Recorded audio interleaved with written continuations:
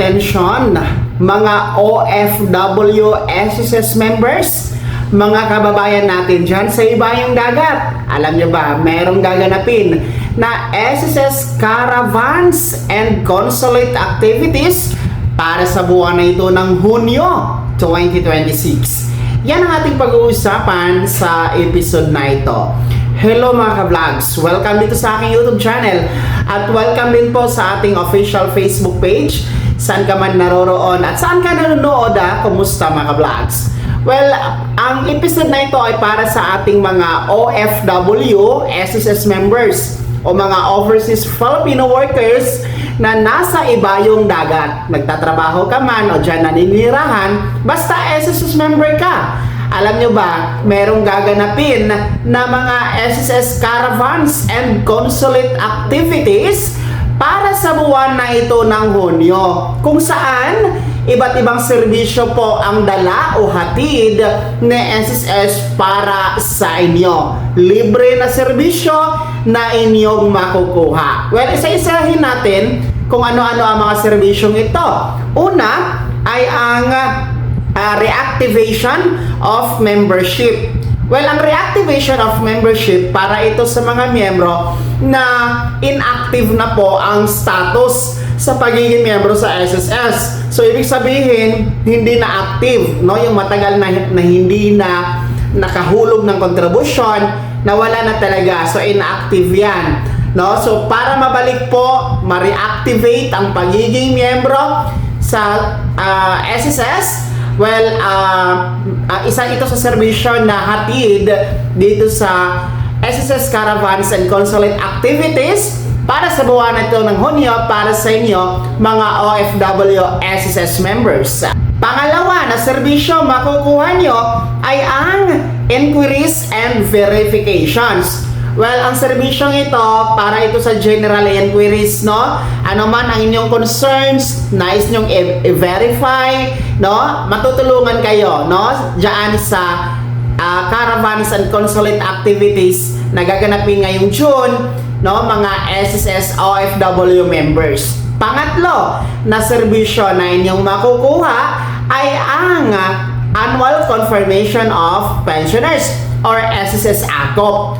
Well, para po sa ating mga pensyonado dyan sa ibang bansa na kailangan mag-comply ng ACOP, no? Yung mga buwan ng kapanganakan, no? O magbe-birthday sa buwan na ito ng June at ang edad nyo po ay 80 years old pataas, required kayo mag-comply ng ACOP. So, pwede kayo mag-comply ng ACOP during these caravans and consulate activities, no? Nagaganapin dyan sa iba't ibang panig ng mundo mga ka-vlogs, no? Para sa ating mga OFW SSS members. Mahalaga po ang pag-comply ng ACOP para ang pensyon hindi mapuputol at tuloy-tuloy po ito.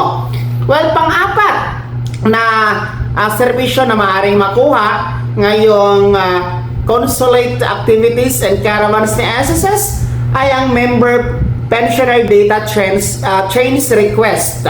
Well, ang member pensioner data change request para po ito sa mga merong nais palitan o baguhin ang data kay SSS o information.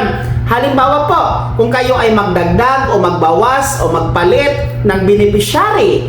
Pangalawa, kung kayo ay magpalit ng inyong mailing address, email address, contact number, cellphone number. Kasi mahalaga ang email address at yung cellphone number dahil dyan tayo nino-notify ni SSS sa mga updates. Well, halimbawa, kung matagal na o nawala na ang inyong cellphone number na nakarehistro kay SSS at yung email address, pwede po yan palitan. So, pwede po yan, no, na serbisyo ngayong consulate activities and caravans.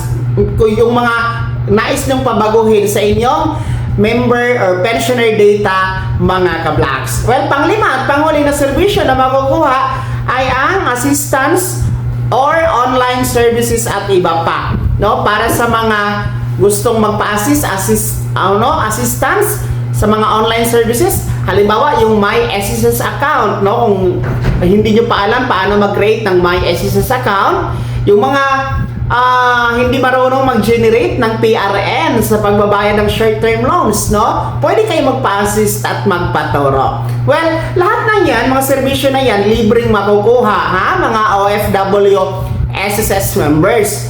Well, para po sa schedule, para alam nyo kung saan magaganap sa iba't ibang panig ng mundo, sa ibang bansa, no, itong SSS Caravans and Consulate Activities, pakiscan po ang QR code na nasa screen nyo para alam nyo ang schedule, no, ng caravan na ito sa malapit sa inyong lugar. Tandaan nyo, libre lamang ito, hatid ni SSS para sa ating mga kababayang OFW SSS members. Para ito ngayong buwan ng June, mga ka-vlogs. Kaya ha, mga OFW natin na mga ka-vlogs, no? Kumusta kayo dyan? Shoutout sa inyo. Saan man kayong panig sa mundo, pakikomento naman kung saang bansa kayo. At interesado ba kayong dadalo dito sa mga caravans and consulate activities na SSS for this month of June? Ibahagi niyo po sa comment section na nasa baba. Maraming salamat. God bless. Mag-ingat kayo mga ka-vlogs.